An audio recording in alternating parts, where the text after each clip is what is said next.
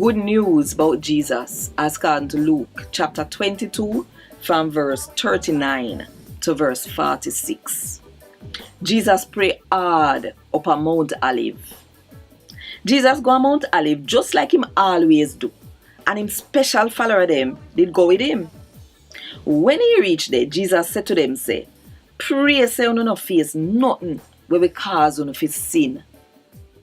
Jesus go one side, not too far from them, and kneel down and pray. Father, if you want to do it, take that cup here from me.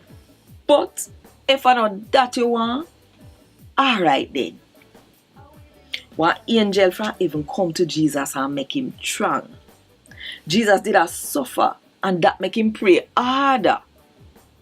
Him sweat coming like blood a drop of ground. Jesus get up from which part he did a pray. Him go back to him special follower them. Uncle Fissy say, them asleep. Them did tired out cause all of the sitting them where Jesus did tell them did a take it well hard. Jesus asked them, what make you no asleep? Get up and pray, man, so you no face nothing where we cause you no for sin. A Gad Wod Dis. Thank God